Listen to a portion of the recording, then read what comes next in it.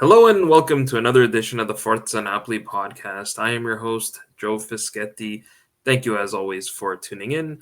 On today's episode, we are going to review Napoli's last two matches. We're going to spend most of this episode talking about the match against Inter, which I think most people can understand. But we will also talk about the 1-0 victory over Lecce on Tuesday. We're recording this on Tuesday night, so that is fresh on our minds. Our first clean sheet in like 10 matches.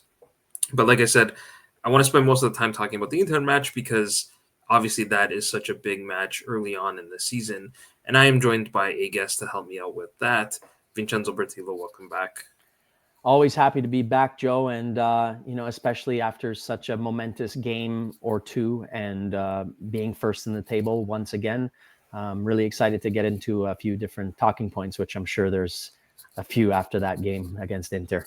Yeah, especially the Inter game. I mean, we'll get to the Lecce match, but it was a bit more of a business-like performance.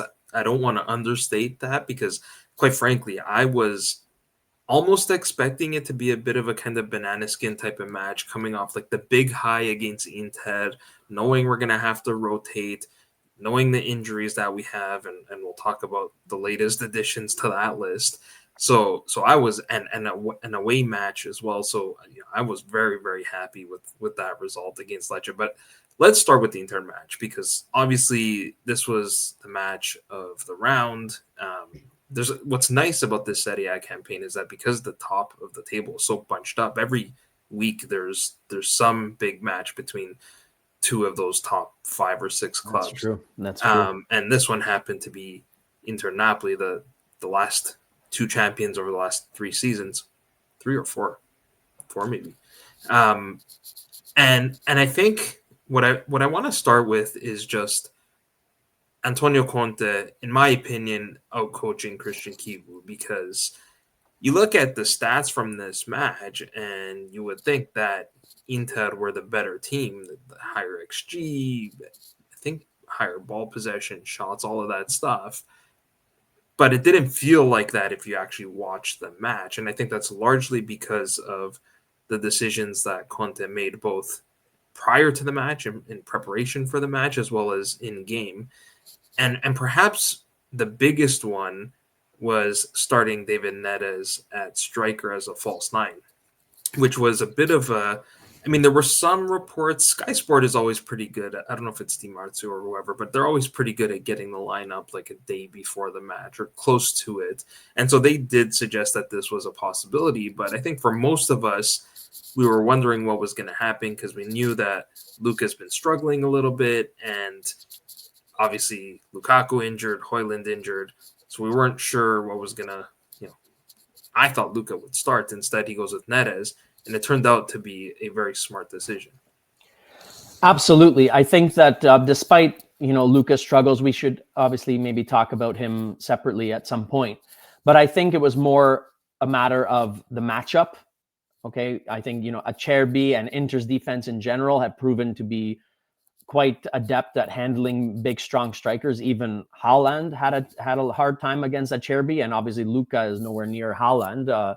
No one would expect that. So I think that by not giving them a very specific reference point and playing a true false 9, because a lot of people, were trying to compare Neres to Mertens, but to me, Mertens towards the end when he was playing in that position was basically just a small number 9. I mean, he was almost like a Aguero type of player in a way.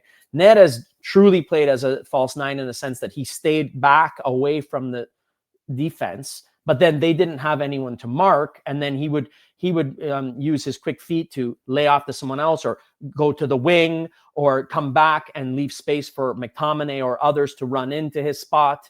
So I thought that was brilliant because I think it caught them a little bit off guard. They may have heard the rumors as well, but we're probably more expecting maybe Lucca to start and then Neres to be maybe an option off of the bench or something like that in the number 9 position.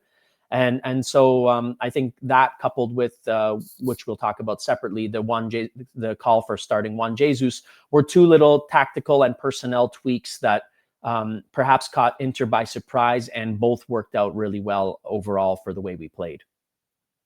I think even if they prepared for him, it still would have been just very difficult because of what he offers. I think and because of the characteristics of Inter center backs, like they're all big, strong guys, which means they're not going to have the most pace. And I think playing Neres there, as you said, he was dropping between the lines. And when he did that, Acerbi in particular was forced to play off of him, because if he followed him, we were going to have the ball over the top. And if he didn't follow him, he's open. Or if he followed him, Neres could turn and just blow past him with his pace. So it forced Acerbi to play off of Neres, and that just created more space in that attacking third, which proved to be really important. And we saw, he didn't, I guess he probably got an assist on the Anguissa goal, but it was just more in his contribution to the buildup than anything else that, to your point about it being a true false nine, I thought that was really, really smart. You mentioned Juan Jesus. I want to talk about him a little bit because you made a comment in our chat group, which I completely agree with. And it's something that I don't think not just any Napoli fan, probably any Serie A fan would have said, maybe a couple of years ago. And that is that he's probably been our best center back this season. Yeah, first of all, credit. We have a great group of center backs, who I'm proud to be representing Napoli. We saw Rachmani last season was a rock, and he started the season off very well, but unfortunately he got injured. Buongiorno, as has been pretty common for his tenure with us, also has been injured, and he would start and stop. But Juan Jesus is there. He's that consistent guy. He brings great leadership.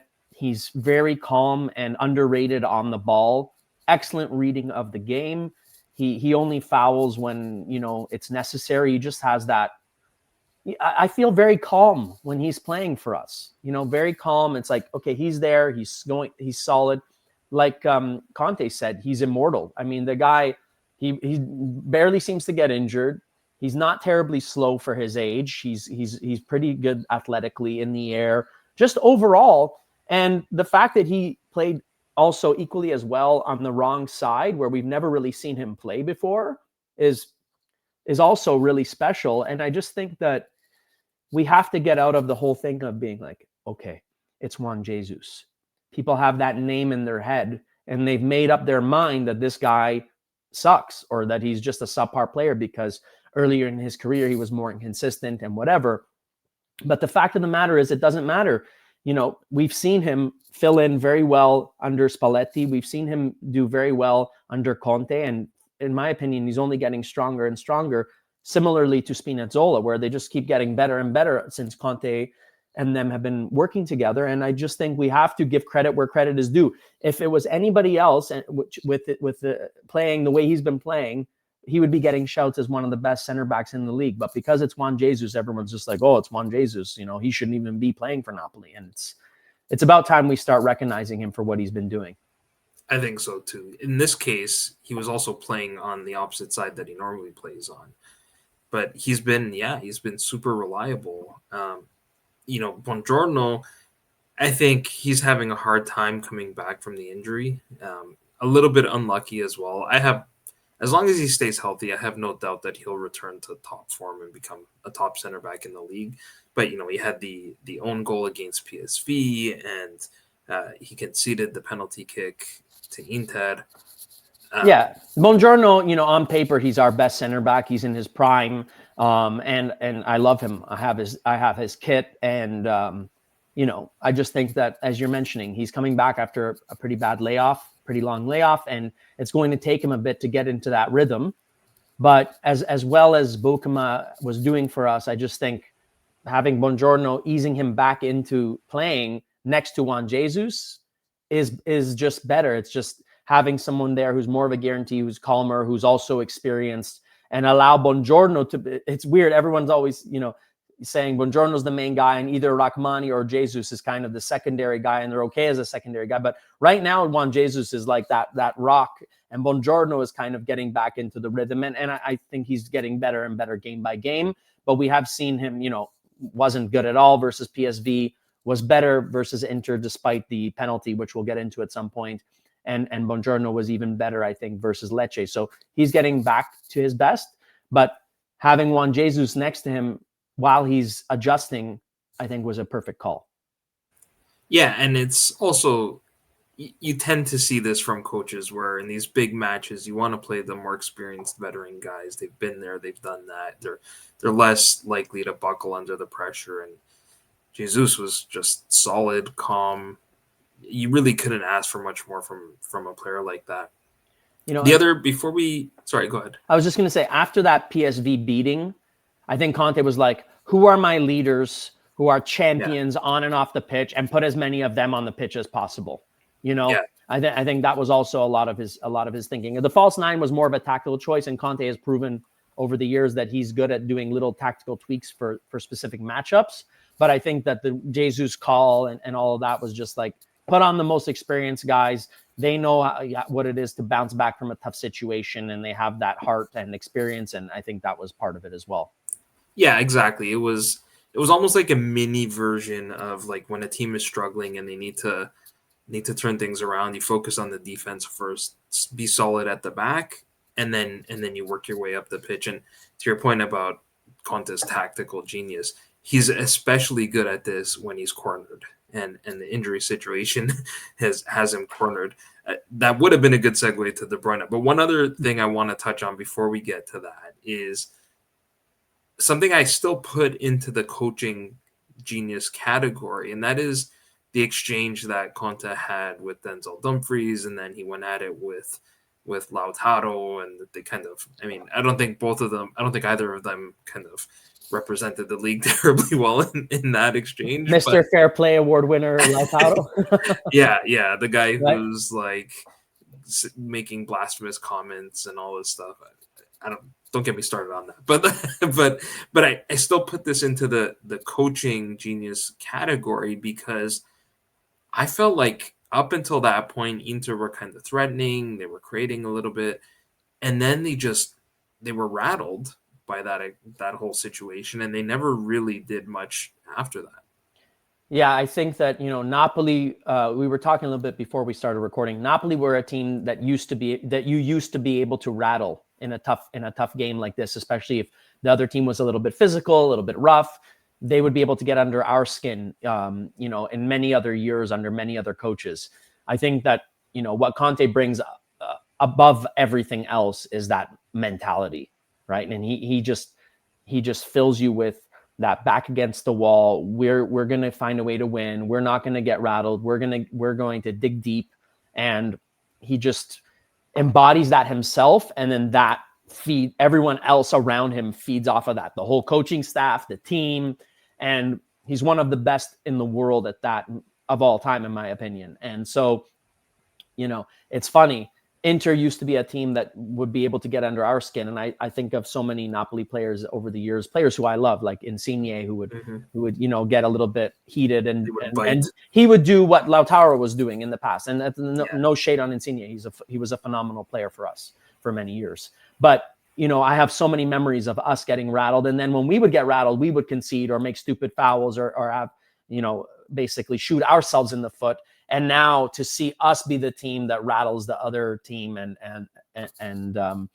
get under the skin of champions, seeing even Bastoni lose his head, pushing Politano, and so many other little incidences that happened in and around that period of the game was brilliant. And I think that shows more than anything where Napoli has grown from a mentality point of view. Yeah, and it was even sweeter that, like, literally minutes after that whole thing, Anguissa scored the third goal. So it was just the icing on the cake for what was a really entertaining and obviously for Napoli fans, enjoyable performance. The other thing that I really, really liked from Conte and this team was that we didn't sit back with that 2-1 lead. We were pushing and attacking. And as a result of that and Inter being rattled, I think that's why they didn't create a whole lot, because we had more of the ball and we were certainly pushing them.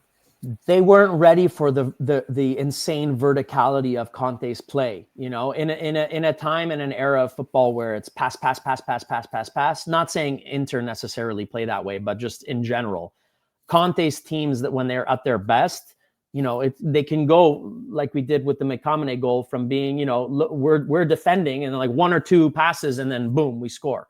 We're not Conte teams are just insanely vertical like that, and it was just Inter found it difficult to cope with that verticality because it happens so fast that it catches you off guard, and by the time you realize what's happening, it's too late.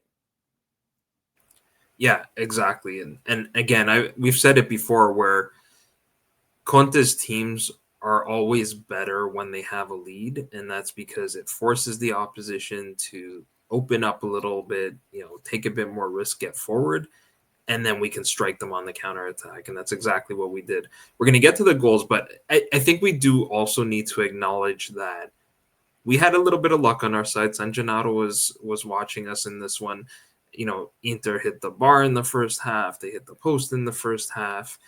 And then there was the penalty kick, which I don't necessarily want to put in the lucky category, but obviously this was a huge talking point from this match. Actually, I was really annoyed that it became the talking point from this match because the reality is, I'll say in my opinion, but I think a lot of people would agree, I think we win this match regardless of whether we get that penalty kick or not, judging by the overall performance. Now, I get it, like the goal from the penalty kick kind of influences how the match plays out and everything. But Inter were better in the first half, and we were better in the second half, and I think much better than they were in the first half. So I think at minimum it's a draw. I think it's likely with the goals that we scored, we still win this match, especially because it was 3-1.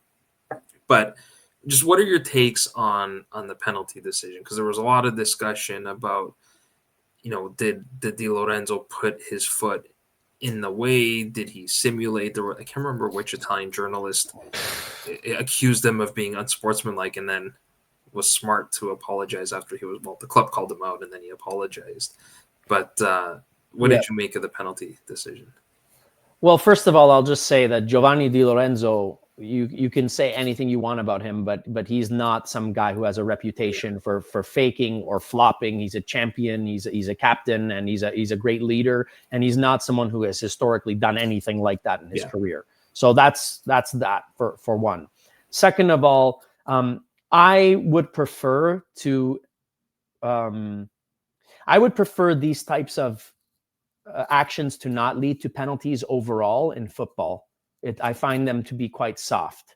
However, that the reality is that more often than not, they do get called. I've seen almost identical penalties get called against Napoli.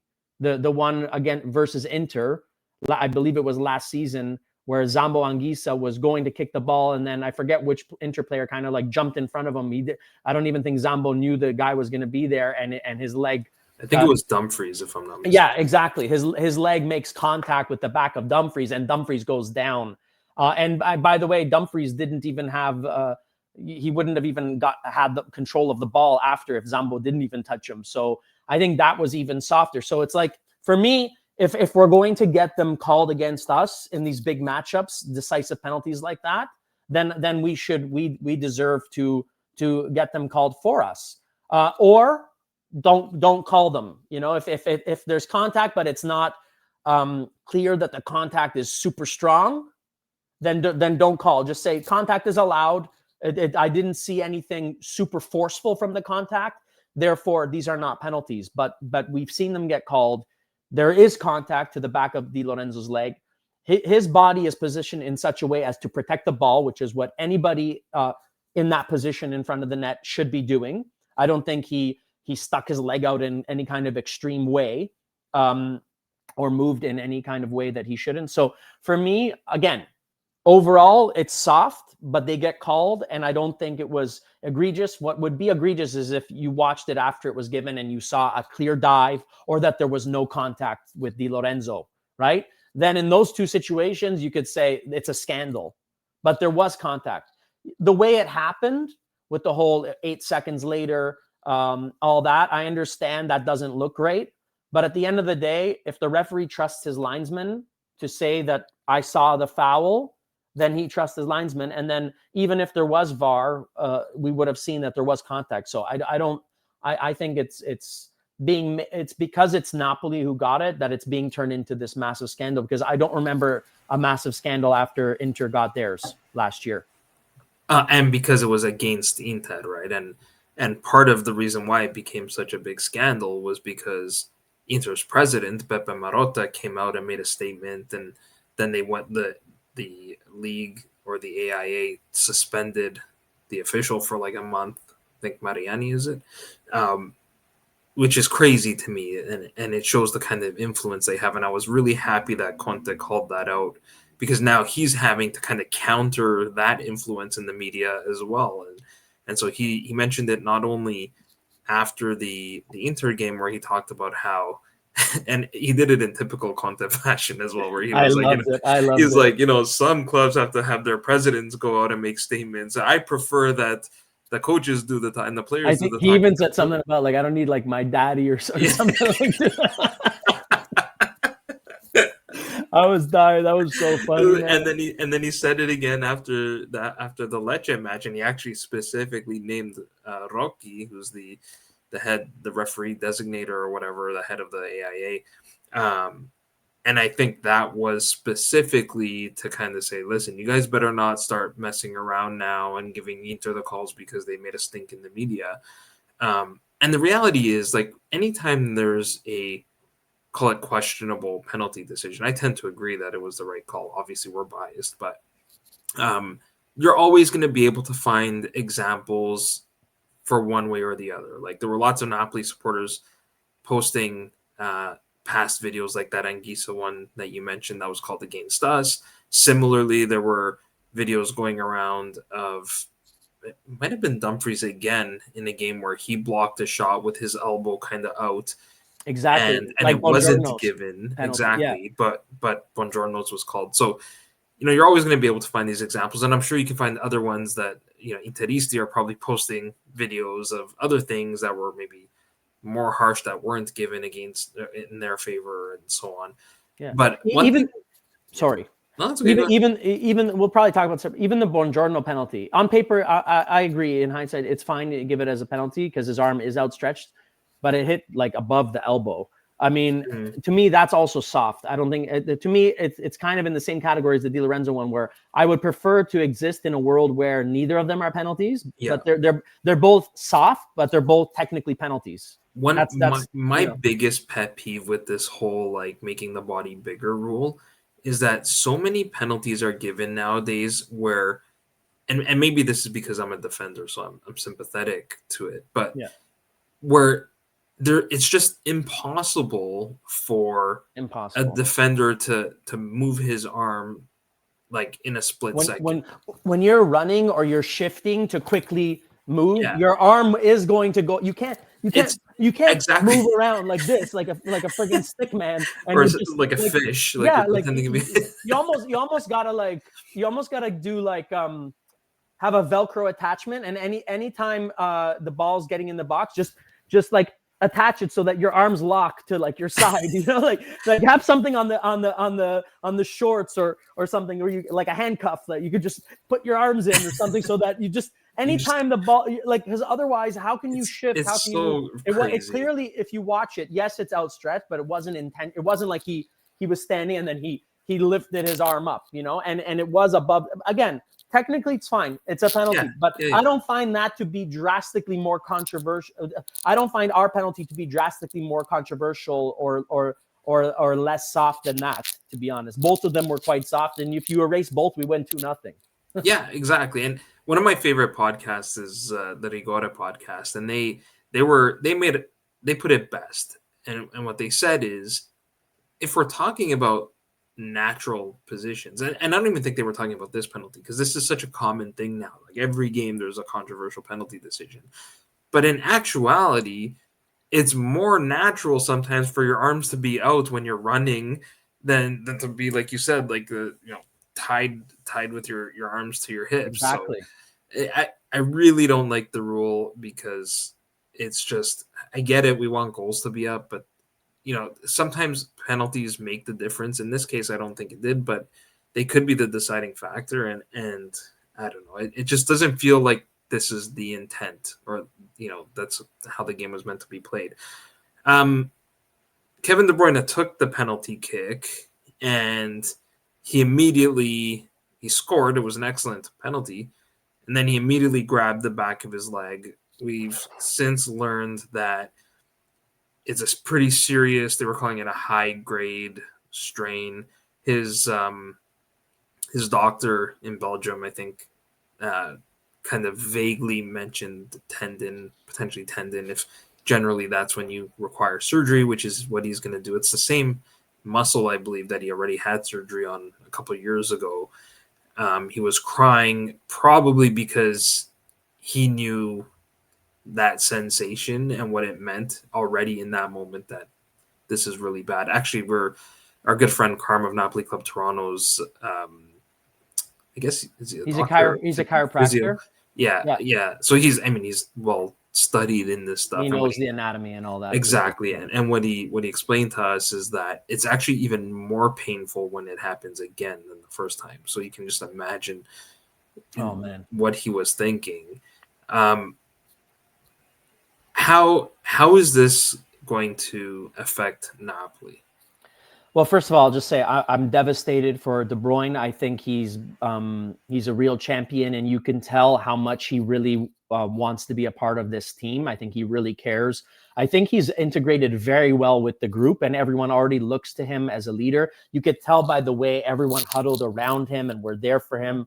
That as much, I was so devastated that I wasn't even happy that he scored. Like, it kind of took the joy out of the fact that he scored the penalty. But it was moving to me to see how much the team really cared about him and were around him, and to see that unity. Especially the other leaders like Di Lorenzo. Exactly. And it looked like it was a guy who they've been playing with for 5 years. Exactly. You know, the way that they were reacting with him, and I've been frustrated a little bit over the course of this season, especially given the fact we're in first place. With the criticisms that De Bruyne or the kind of 4-1-4-1 have come into. I think De Bruyne has, other than maybe one game, which was our first home game that he played, I forget who that was against, where he was slightly lackluster, but every other game, I thought he has played either well or phenomenally. And he adds something that this team didn't have, an unpredictability and a creativity between the lines, and he didn't have a penalty taker and an unbelievable penalty taker, where it's like for the best penalty taker, I think, in since Jorginho, at least, if not better, because Jorginho had a way of taking a penalty. It was almost a gimmick, but it worked. But De Bruyne is just pure, clean. You can't save it, but. Yeah, I think that the criticism of De Bruyne, for example, getting in the way of Scott McTominay, I never agreed with that, because if you watch carefully, they're rarely even next to each other. De Bruyne will often be closer to Lobotka, help be a co-playmaker deep, and then move up between the lines, and he'll show up as more of he's almost between regista and trequartista, but he's almost bounces between those two spots more than a left-sided mezzala, which is what McTominay was even in the 4-3-3. I think people got so fixated on looking at that 4-1-4-1 formation on paper, where McTominay is stuck all the way hugging the left of the field on paper when you see them listed as that. But the reality is that it's not, he doesn't always play there. You know what I mean? Yeah, it's very, very fluid. I've said it before. They're play off of each other. Yeah, and yeah, you lack some width in the 4-1-4-1, but what you gain is a lot more creativity between the lines. And when you have a fullback like Spinazzola playing as an almost auxiliary winger anyway, that is a tactical tweak that almost makes up for the fact that there's no left winger anyway, because he basically can play like a left winger. That being said, we can play with a 4-3-3. To me, De Bruyne was almost a cherry on top. Is like an added feature to the base that the foundation of last season. Now we can fall back to that foundation. I don't think we're going to be better, although McTominay is just in a period of great form. He was in a period of great form with Scotland. He scored even in our bad game 2 goals against PSV, and we've seen that when he's hot, he's hot. I don't think that really has anything to do with the formation. But what I do think we will be lacking without De Bruyne is a lot of great link-up play with our striker. Particularly, we saw the interlinking that he had with Højlund forming already. Unbelievable. So when you're now losing such a strong creative player, you have to make up for that in a way.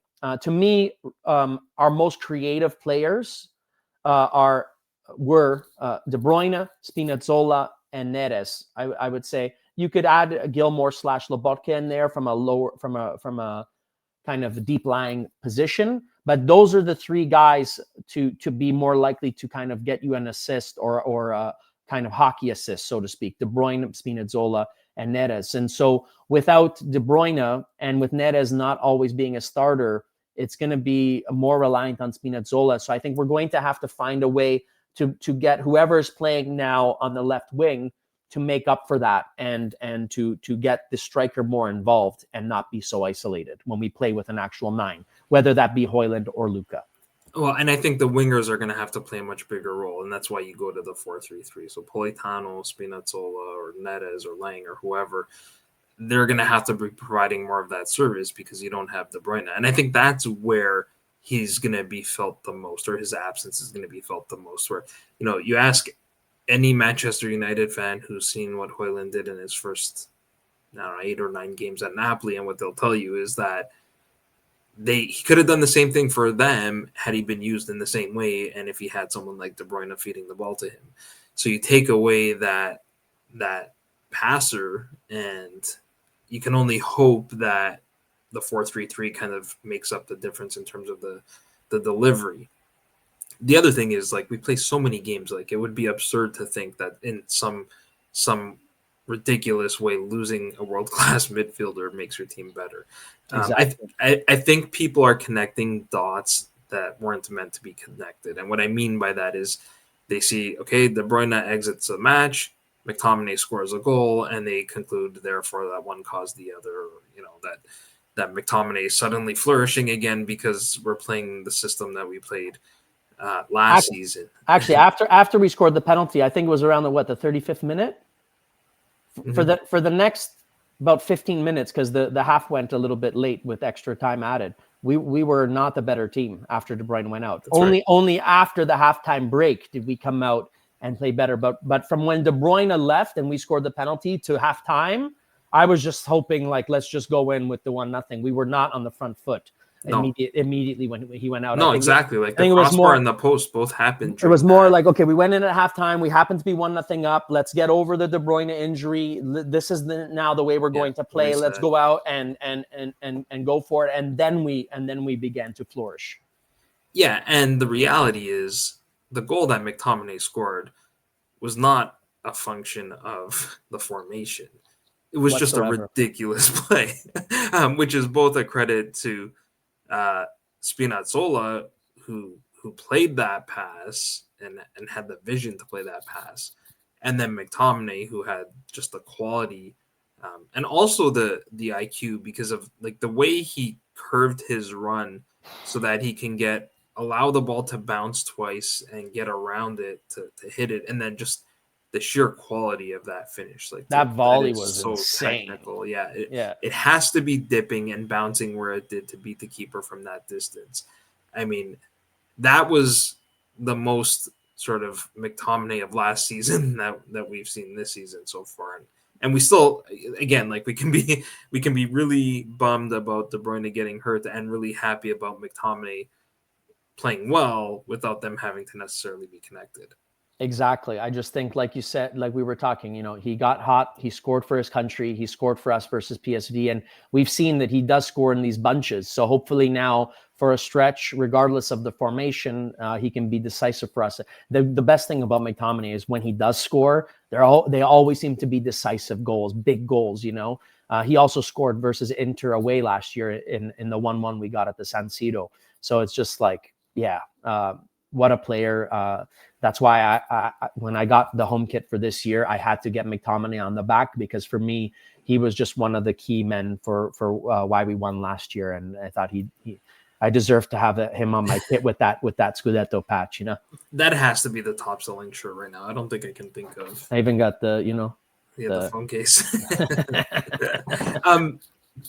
The other goal was scored by Anguissa, and I kind of feel a little bit bad for him, only because like this was a really high quality goal in its own right, but it just wasn't as good as McTominay's in my opinion. But what a goal. I mean, first of all, fantastic assist from Neres, who shifted he was basically playing almost like a right winger there. So again, not in a position that you would probably have a number 9. Not that our number 9 doesn't roam, but he was a little off to the side, flicks it on, and then Zambo going around 2 players. I think it was Barella and I'm not sure who the other guy was, but Akanji was there, and I think Dumfries got back as well. And then with a left Dumfries was the guy that he kind of like dummied a little bit, and he just kind of let Dumfries blow past him. I mean, Zambo, Anguissa, along obviously with Lobotka, are just I think when we look back at this entire era from the number 3 Scudetto with Spalletti through this Conte period, those are just going to be 2 guys. I was mentioning that I think I kind of regret that Jorit, however you say his name, is doing that mural with the iconic Napoli players now in the middle of one of our best ever eras, just because I think like in a few years, looking at that and not seeing Zambo or Lobotka or Di Lorenzo, it's going to feel stupid that they're not on there, to be honest. And where I really want to give now Conte credit is Anguissa, from the moment we signed him, has been a phenomenal player for Napoli. Despite his little dips or his inconsistencies, overall, he's been undroppable. We don't have anyone else who can ever really sub for him. He's just been great. I remember, I think his first game, it might have been against Juventus when he joined in January under Spalletti. And since then, he's just been phenomenal. But Conte has just brought out a whole other aspect of his game, which is his goal scoring. He's just as good physically. He's just as good ball recovery. He's just as good everywhere else. But he would normally only get maybe 2-3 goals a season. And now he's a guy that last year, I think he got 7 goals, I believe, which is his most ever.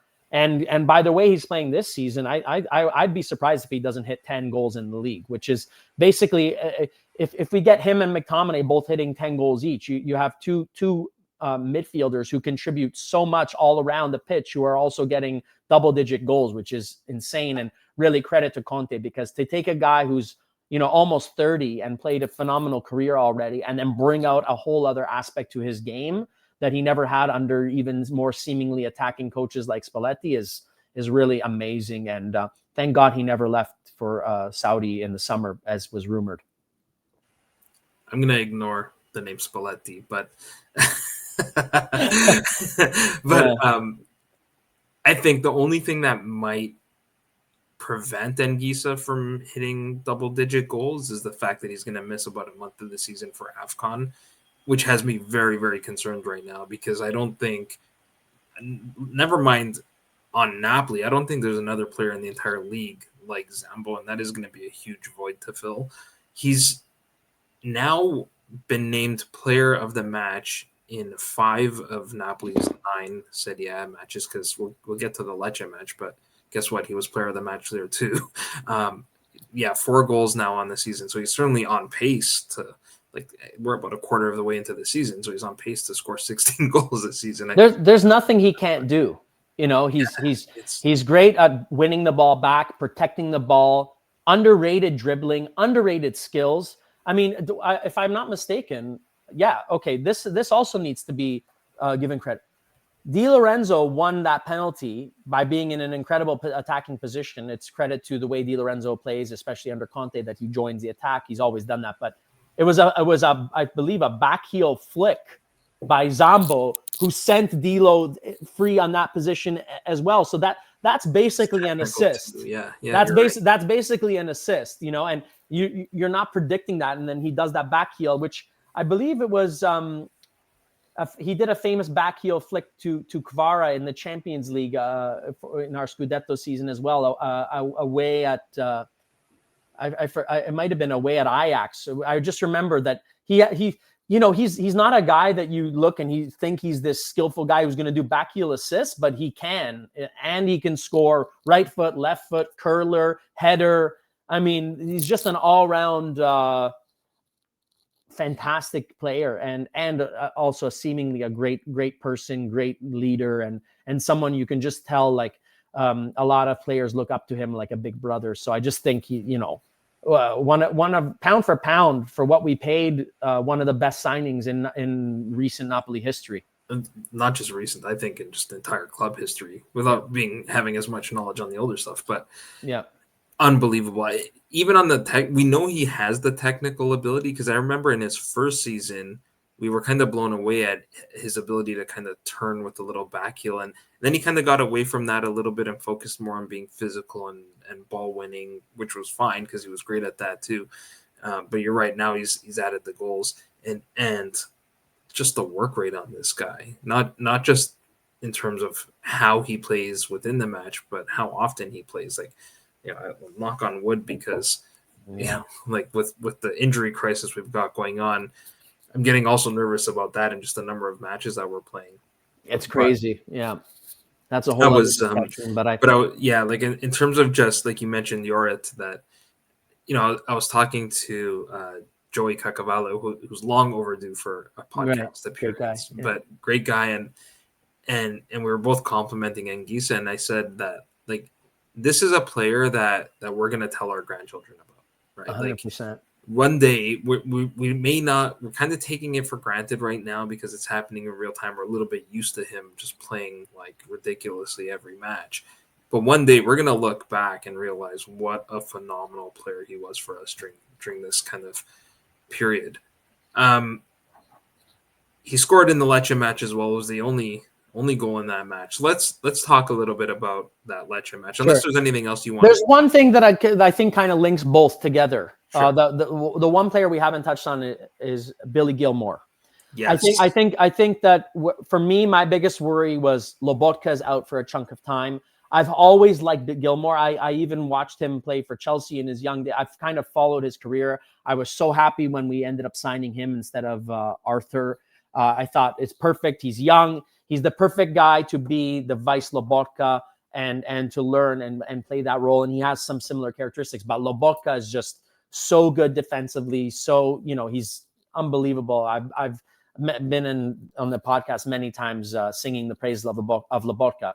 And I was quite worried that without Lobotka's control and defensive ability there, that Gilmour in these big tough games, like the one versus Inter especially, we were going to really suffer. And I think one of the other key reasons why, and it's kind of unsung because of so many other great shining moments by other players like McTominay and Zambo, but one of the other reasons why we played so well against Inter and why I think we also got the job done, at least versus Lecce, is that Gilmour really stepped it up these games. I think that versus PSV he had a pretty bad game. But versus Inter and versus Lecce, he ran the most over anyone else on the field. He's very clean passing, isn't taking big risks, but when he can use his vision and do his big lobs as well, he uses it. I just thought that overall he really, really stepped it up, and we needed him to step it up because Conte's system, whether it's 4-3-3 or it's 4-1-4-1, you need that regista deep line playmaker. Otherwise, it would be a massive overhaul in the style of play. And the fact that he stepped it up and is playing as well as he is physically and tactically has been a huge factor in us picking up these points versus Inter and Lecce as well. He was phenomenal in the Lecce match. Easily his best performance of the season. Very, very good against Inter as well. Conte said in his post-match that for the Lecce match that the club doctor came to him a few hours before the game and said, Billy's not feeling well. Yeah. But I think it was implied he had a little bit la diarrhea, you know what I mean? But yeah, it is what it is. Well, that was kind of what I read. I was gonna say grit his teeth, but maybe like his cheeks as well. Yeah.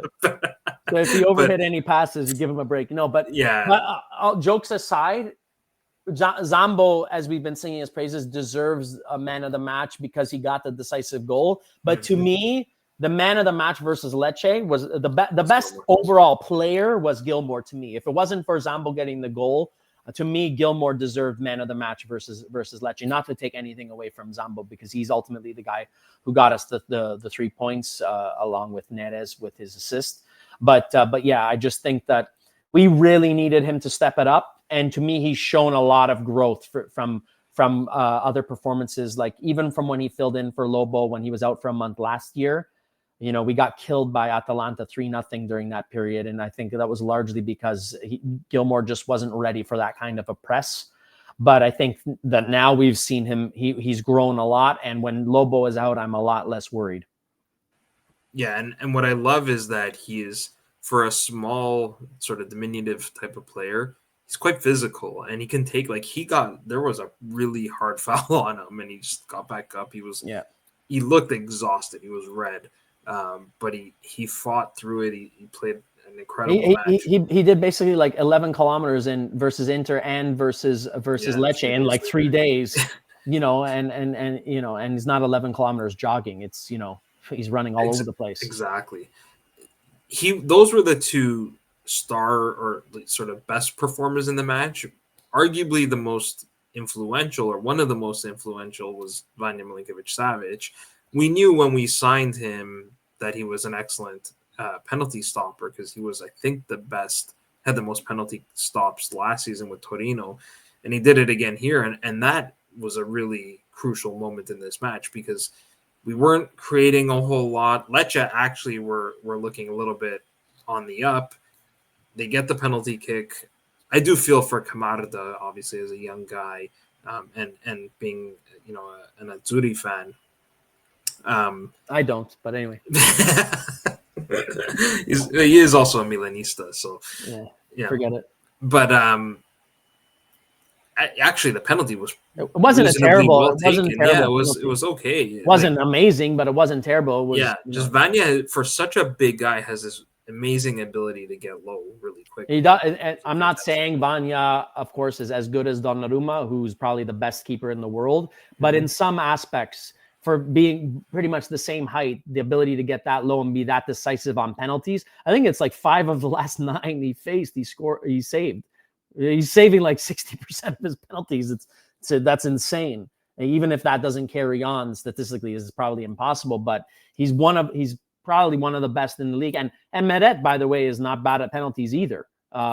He's proven that he's pretty good at penalties, but Vanja, I mean, that's just as good as scoring a goal, saving that, right? That's we would have tied the game even if we would have scored without that. So that's huge. And exactly, overall the game was not a game that you're going to look back on when you look back on this season. Let's say we do achieve something, you're not going to look back and say, "Wow, that Lecce game, what a memorable game."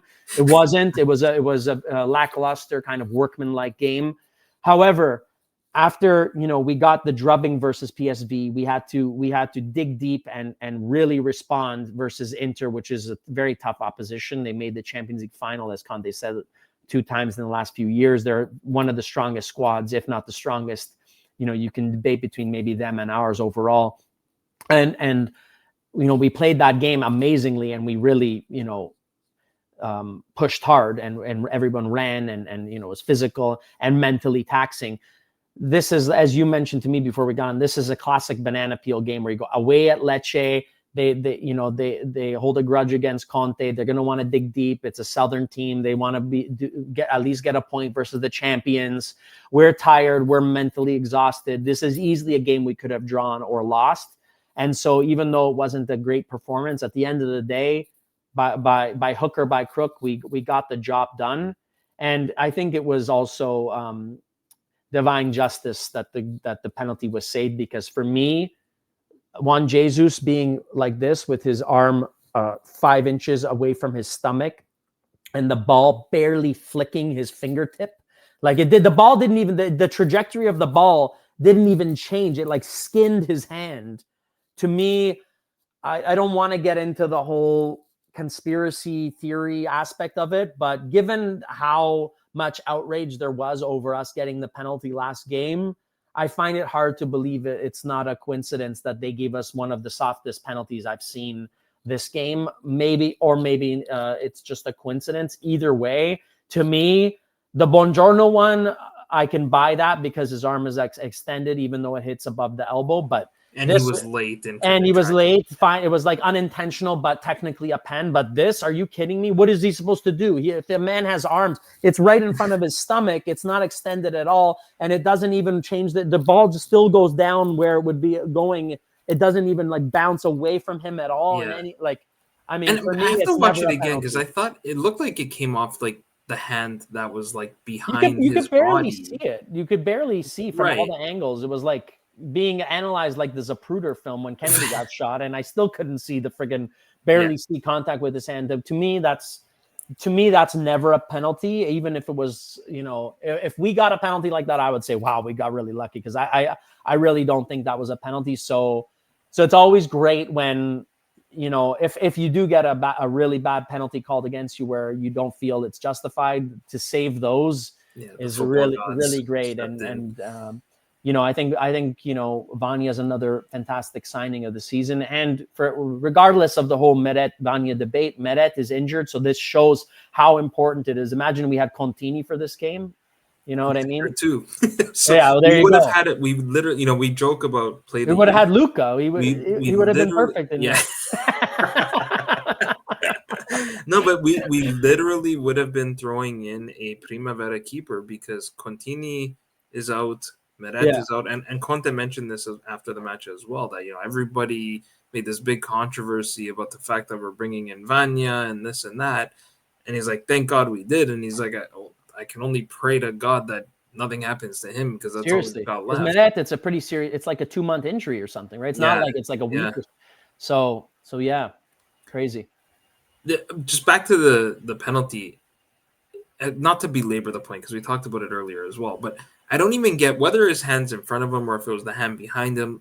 Like, how is that making your body bigger? Like, we're really taking liberties with this interpretation of the rule. I get like bigger in the sense of extended away from your body, but it's not, to me, like, it's different if you're wider and blocking more of the ball. But if the ball is just going to hit your chest anyways, literally, like it was going to hit, I think, like his stomach, and his arm was like right. I mean, for those of you watching YouTube, it's like it was like maybe 4 or 5 inches from his stomach in front of him like this, and he's like trying to pull it back. I honestly, unless you start signing armless defenders, I genuinely don't know what you're supposed to do. And that's, again, I get the Buongiorno one, but this one to me is never a penalty. It's not a soft penalty. It's just not a penalty. I don't understand how that's making your body bigger or is in any way unnatural, and it doesn't change the trajectory of the ball.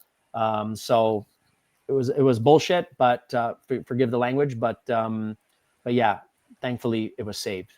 Yeah. One thing I forgot to mention on the whole Billy Gilmour story, and actually this applies more to the Inter match, is that, with all this technology, and sometimes it makes the game less enjoyable to watch. Like these, I'm starting to become a bit of a, even though I like I want the correct calls to be made as much of the time as possible. I'm still not a huge fan of the semi-automated offside technology, because it's like, yeah, I get it, it's technically correct, but a guy's like, I don't know, nostrils offside, or shoulder blade, or his pinky toe, or whatever. But one thing I do really like is the sort of referee cam, or like the in-game cam. Yeah, that's interesting. And I think in part we learned why it can be valuable, because one of the things that was a bit of a controversy in the Inter match was whether Gilmour had picked up a second yellow. And I mean, part of it was because the broadcast had it wrong as well. So they put the wrong player down. Sure. And there's no way Gilmour would have committed the foul that he did when he got his actual yellow card had he known he was already on a yellow. You just wouldn't have done that. But just to put that to bed, we got the referee cam footage, and it was nice and loud and clear that he told the players the yellow card, the first one, was on, I don't know if it was Di Lorenzo or Politano, but not Gilmour. And so I think that's even forget about that. If you just watch, I rewatched the game afterward when I was calm, because obviously you're living with the emotions when you're watching it the first time. And right before halftime, it was like the 44th minute, 27th second, let's say, almost right around there. Gilmour off the ball just goes up to the ref and he's like, by the way, you can see him. He's like, did you give me the yellow? And the ref's like, no, points to him. And then Gilmour gives the thumbs up. So you could see that he even went to clarify to the ref, and way before that, that he got the yellow in the second half.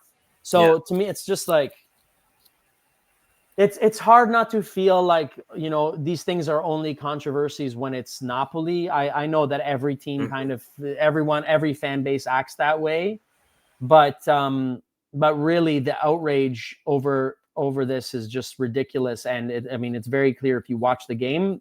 On the field, it was never given to Gilmour. So it doesn't matter what the announcers on the TV say. They have nothing to do with the game. They don't influence the game. Yeah, exactly. And in a similar fashion, getting the VAR audio is also useful, because going back to the Napoli penalty kick, one of the things that was discussed, because a lot of people were saying, oh, Mariani should have gone to the monitor and reviewed it. But if you listen to the audio, what they explained there is that I think one of the main reasons why they felt that this wasn't Di Lorenzo simulating was because they explained to the official his eyes are on the ball the whole time. Exactly. So actually what he was doing was a natural movement to protect the ball. Exactly. And then the contact happened. Yeah, okay, it's kind of consequential or whatever. Like he still, it looks like he put his leg in front to get that contact. Yeah, and also we can't be psychologists, you know. You can't be like, we think what that was maybe, his intent? You know, at the end of the day here, there was contact. But I am for, if we're gonna have VAR, if we're gonna have all this stuff, I am for as much transparency as possible. Yes. Let us hear everything that they said. Let us see everything that they saw, because that only will help clarify things. You know what I mean? But even then, as much as we're saying that helps, people who made up their minds that Napoli got favored, they'll always feel that, and so it is what it is. But yeah, before we forget, we should probably talk a little bit about Lucca. Yeah, sure. I almost did forget. He started this match versus Lecce. Exactly. He's been getting a lot of hate lately. I think you and I are of the same view, but we're probably in the minority right now. Oh, definitely. I think we're like I'll let you go first, and then I'll jump in. So look, first of all, you know, he hasn't hit the ground running and been an amazing player for us. I'm not blind. I'm not saying that Lucca has been incredible or anything like that. However, I think that we are judging, and when I say we, I said the majority of the Napoli fan base are judging him a little bit too harshly. I don't think it's fair to him. I don't think it's helpful to him. And I think that, you know, we're focusing on how much he cost and so many other factors, where the reality is he was brought in to be Lukaku's understudy. If Lukaku had started the season healthy, you wouldn't have probably seen Lucca play until the third or fourth game, and maybe only then as a sub. And then he probably would have been worked in as an impact sub had Lukaku stayed heavy. He was thrown into the starting 11 the first couple of the games of the season because Lukaku was out and we hadn't yet signed Højlund. Højlund, although he's younger, hit the ground running more because he's just more experienced playing in teams that dominate and are expected to win. You know, Atalanta and Manchester United are teams that are expected to win and play more on the ball than Udinese or any team really that Lucca's flourished under. And so I think there was always going to be a period of him needing to adapt. And for me, what I see is he's really focusing on back to goal, holding up the ball and passing the ball on and trying to nail down that kind of style of play, which Conte wants him to do. And in front of goal, he's only had a few half chances that he didn't score. And he looks a little bit, you know, flustered or frustrated. And you can tell that the pressure is maybe getting to him a little bit. But I see him improving. I see him like in the Lecce game, especially in the first half. If you watch it, there's no time that he really fumbles or loses the ball. Every time he is serviced the ball, he's able to pass it on. He had a couple of good balls out to Politano, for example, in the first half.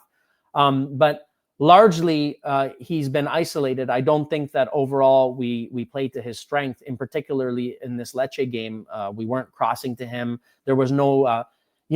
I kind of feel bad. The one time he's started since the beginning of the season, we didn't have De Bruyne or Spinazzola, the two players who probably would be most likely to service him in a way that would benefit him. And so there was no really great crossers on of the ball on the field while he was on the field. And then Spinazzola came on when at the same time as Højlund, and Højlund, although he's much better than Lucca right now, didn't really do anything great in the second half either. So I think that we have to be patient. I think everyone's just acting like he's a beanpole. I also think like it's part of his physical stature is he just looks a little bit awkward, and when he doesn't do something perfectly, it kind of looks a little bit unathletic or silly. But Conte clearly believed that he could get the best out of Lucca. If you pay attention, he is growing and becoming a little bit better at the back to goal style of play. I think we have to kind of put aside the fact that he cost 35 million for now. Okay, we're not even 10 games into the season. I think he will flourish more as a backup or as a sub as he did versus who was it that he scored against? Was it Pisa? He scored a fantastic goal, and I know you could say it was Pisa, but it doesn't matter. It wasn't like it was a tap in. It was a goal that he kind of made for himself and scored. And I think that we have to be a little bit patient with him and not be so harsh, because I wasn't able to watch the game today, and before I got into my meeting that I was busy with, there was maybe 10 minutes, and in that 10 minutes, I'm seeing group chats just talk about he's terrible, and then I watched the first 10 minutes of the game, and I'm like, what did he do wrong so far? Nothing. So it's like, look, I'm not stupid. I know he hasn't been great. I know that fans are worried that we overpaid and that he's going to be a flop, but I think it's too early to say that. Conte is a coach who believes in him, and we have to trust that Conte will get the best out of him. Let's for the next, let's say, couple of months, give him a bit of slack. Hopefully Højlund gets to start more and Lucca can be a sub. We'll eventually even get, God willing, Lukaku back. But I still have faith that Lucca will come good. And now maybe by the end of the season, maybe I'll look back and say I was wrong. But I just don't want us to jump the gun and be so harsh on him, because if he does have the ability to turn it around and become useful for us, having this type of atmosphere around him every time he plays, being with that critical of an eye from our fan base, is not going to help. And if we're going to extend some leeway to players like Lang, who it's fine, we should extend some leeway to him, even though he's had some issues even off the field, let's say. Then let's also extend that same leeway to Lucca, even if he's not as quote unquote sexy of a player. So yeah. Yeah, I think, even Lang has shown some signs of improvement, but yeah, the whole off the field thing with the Conte's only talked to me once, like he really, Conte, we're talking about the coach that said it, if De Bruyne has an issue with me, he picked the wrong person. Imagine like he'll eat Lang alive. But I actually thought Lang looked pretty good in the Lecce match. Unfortunately, he also went off injured. Yeah. But on Lucca, I think we do this funny thing as Napoli fans. And look, everyone's entitled to their opinions, and people change their opinions too, because there was a point in time where everybody hated Lobotka and thought he was fat, and now look, right? So yeah. I'm not saying that Lucca is going to become like one of the best players in his position, but what it shows is that players can turn things around. And people might say like, oh, what I think doesn't change anything, but actually in the world of social media, it kind of can, because these guys are always on their phones and they're scrolling, and I'm sure he's seeing all this commentary about him, and all that's doing is adding more pressure on him. And Conte said, like, listen, playing with the Scudetto on your shirt is totally different than playing for a side that's competing for survival or just trying to do their best, right? Like it's a whole different kind of pressure, and I'm sure he's feeling it. So I don't know. We always seem to pick one or two guys on the team that we gotta crap on all season, and then if they get sold, we feel like, see, we were right or we're vindicated or whatever. And the thing is look, we signed 9 players. Mm-hmm. You're gonna when you sign, let's say 9, or let's just round it to 10. When you sign 10 players, right? That's almost an entire almost an entire new team. You're going to have, let's say a third of them who just integrate immediately and hit the ground running, like a McTominay did last season, or like a Højlund seems to be doing, God willing, for us. Then you're going to have some who are kind of, in the middle. They take a couple, maybe a month, and then they really get going. And then you have some who need a little bit longer. Okay, so let's just. I'm not saying don't be critical. I'm not saying you're not allowed to hate on a player that we paid money for. When at the end of the day, you're joining a team of champions. You should expect a certain level of play and all of that. I understand that, and I'm not saying that fans are crazy for being critical, but I think it's just a bit too much, and it feels like people they've made up their mind, and now anytime he does any little flick that doesn't immediately go to his, it's just like, oh, he sucks, he's a beanpole, whatever. And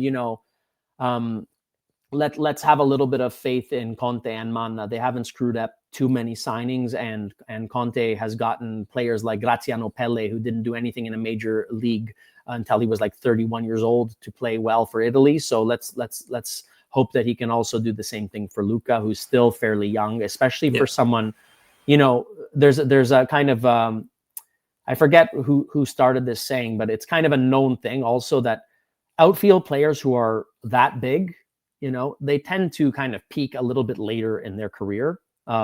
So, he just turned 25. Maybe we can say that's not that young. But for someone who's like nearly 7 feet, they probably won't even peak until they're like at least 30. So let's give him some time and have faith in Conte.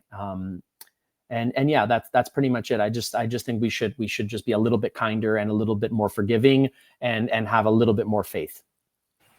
Yeah, I mean, we did it to Mario Rui, we did it to Lobotka, we did it to Chucky Lozano. Seems like now we're doing it with Lucca. I think I agree. Just give him an opportunity.